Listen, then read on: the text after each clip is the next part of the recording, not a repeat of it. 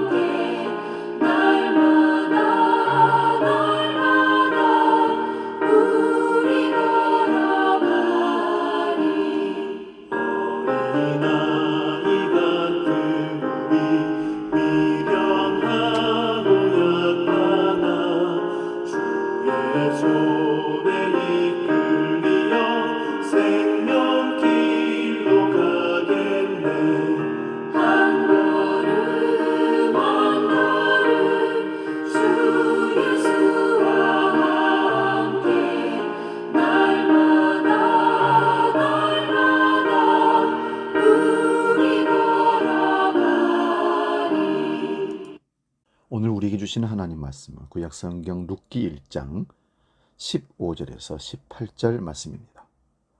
구약성경 402면에 있습니다. 이 말씀 봉독할 때에 살아계신 하나님의 음성을 듣기 바랍니다. 룻기 1장 15절에서 18절 지금 봉독합니다. 나오미가 또 이르되 보라, 내 동서는 그의 백성과 그의 신들에게로 돌아가나니 너도 너희의 동서를 따라 돌아가라 하니 룻이 이르되 내게 어머니를 떠나며 어머니를 따르지 말고 돌아가라 강권하지 마소서. 어머니께서 가시는 곳에 나도 가고 어머니께서 머무시는 곳에 나도 머물겠나이다. 어머니의 백성이 나의 백성이 되고 어머니의 하나님이 나의 하나님이 되시리니 어머니께서 죽으시는 곳에서 나도 죽어 거기 묻힐 것이라. 만일 내가 죽는 일 외에 어머니를 떠나면 여호와께서 내게 벌을 내리시고 더 내리시기를 원하나이다 하는지라. 나오미가 룻이 자기와 함께 가기로 굳게 결심함을 보고 그에게 말하기를 그치니라. 아멘. 오늘 봉독한 말씀으로 관계의 힘, 이런 제목으로 말씀을 상고하면서 피차 은혜를 나눕니다. 우리가 누군가의 관계를 소중히 여기는 것은 서로 공생의 관계로 살겠다는 의지의 표현입니다. 어려움을 당했을 때 나는 너의 위로가 되고 너는 나의 힘과 위로가 될 때 이것을 가까운 이웃 혹은 친구라고 말을 합니다. 관계가 건강한 인생은 삶에 여유가 있고 마음에 평안이 있음을 우리는 경험합니다. 전혀 낯선 데를 갔는데 내가 아는 사람이 보이면 그렇게 반갑고 편할 수가 없습니다. 이게 관계의 힘입니다. 레이먼드 초가 쓴 관계의 힘이라는 책을 보면 인간은 홀로 행복해 줄 수 없다는 것입니다. 이 책은 철학자 키에르케고르의 말을 인용해서 이렇게 말합니다. 행복의 90%는 인간 관계에 달려 있다. 이 말에 여러분도 동의하십니까? 성경도 관계의 문제를 비중 있게 다루고 있습니다. 빌립보서 2장 2절에서 3절을 봅니다. 마음을 같이하여 같은 사랑을 가지고 뜻을 합하며 한 마음을 품어 아무 일에든지 다툼이나 허영으로 하지 말고 오직 겸손한 마음으로 각각 자기보다 남을 낮게 여기고. 인간관계는 가장 어려우면서도 가장 가치 있는 것이기 때문에 함께 하라는 것입니다. 성경은 인간관계가 십자가를 져야 할 만큼 어렵고 가치 있는 일이라고 우리에게 말씀합니다. 좋을 때 친구 되어주고 편할 때만 친구 되어주고 힘들고 어려울 때 떠나는 것은 관계가 아니죠. 그러므로 좋을 때도 편할 때도 슬플 때도 기쁠 때도 함께하는 관계, 이것은 때로는 대가를 지불해야 되고 함께 관계를 하면서 함께 힘이 무거운 짐이 내게도 중압감으로 다가올 수도 있습니다. 그러므로 관계를 끝까지 갖고 간다는 것은 어려울 수 있습니다. 오늘 룻을 통해 인간관계 문제를 잘 풀어 정말 행복한 인생이 될 수 있기를 간절히 축복합니다. 인간관계를 잘 풀기 위해서는 반드시 필요한 세 가지를 우리가 살펴봐야 됩니다. 먼저는 긍휼이 필요합니다. 과부가 된 나오미는 이제 기댈 곳이 자기 고향밖에 없습니다.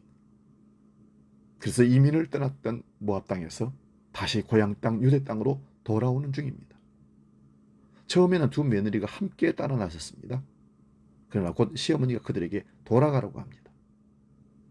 이에 오르바는 작별을 하고 떠납니다. 그러나 룻은 14절을 보니까 이렇게 합니다. 그들이 소리를 높여 다시 울더니 오르바는 그의 시어머니에게 입맞추되 룻은 그를 붙쫓았더라. 동서인 오르바는 돌아가 버렸고 룻은 떠나지 않고 시어머니를 붙쫓아 함께 동행했더라는 말씀입니다. 룻의 마음속에 무엇이 일어나고 있는 것입니까? 긍휼히 여길 줄 아는 마음, 사람을 아낄 줄 아는 마음, 이것을 히브리어로 헤세드라고 합니다.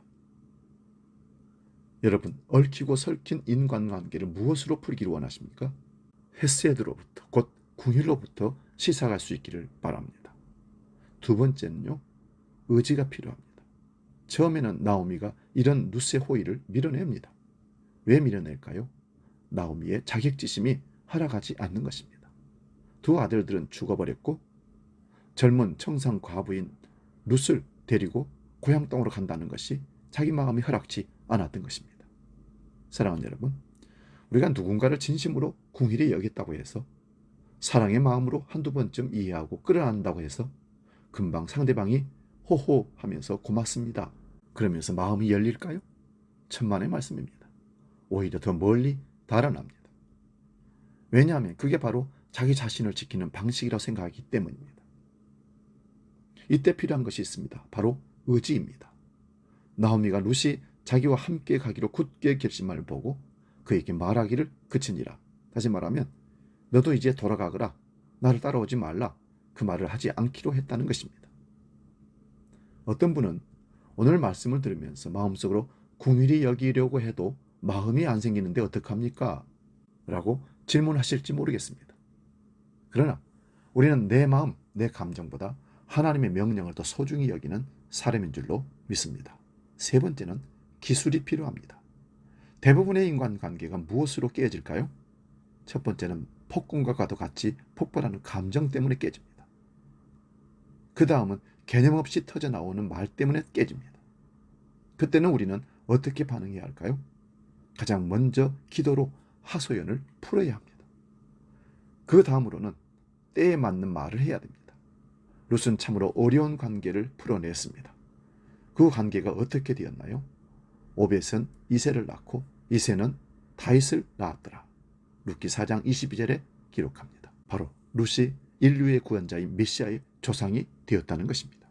사랑하는 여러분, 사람을 긍휼히 여길 줄 아는 마음으로 내 감정을 꺾고 말씀에 복종하겠다는 분명한 의지를 갖고 하나님이 주신 축복된 인간관계를 잘 풀어내는 하나님의 종들이 될 수 있기를 주의 이름으로 축원드립니다. 기도하겠습니다. 거룩하신 아버지, 9월이 끝나고 10월을 맞이했습니다. 10월에는 하나님과의 좋은 관계, 성도들과 이웃과의 가족과의 좋은 관계를 삶을 통해서 경험할 수 있도록 힘을 더하여 주옵소서. 관계에는 궁일이 필요합니다. 의지가 필요합니다. 기술이 필요하다고 합니다. 이것들을 마음에 새기고 9월에는 관계를 통해서 큰 은혜와 축복을 누릴 수 있는 복된 한 달이 되게 하여 주시옵소서. 이제 주기도로 기도합니다. 하늘에 계신 우리 아버지, 아버지 이름을 거룩하게 하시며 아버지의 나라가 오게 하시며 아버지의 뜻이 하늘에서와 같이 땅에서도 이루어지게 하소서. 오늘 우리에게 일용할 양식을 주시고 우리가 우리에게 잘못한 사람을 용서하여 준 것 같이 우리 죄를 용서하여 주시고 우리를 시험에 빠지지 않게 하시고 악에서 구하소서. 나라와 권능과 영광이 영원히 아버지의 것입니다. 아멘.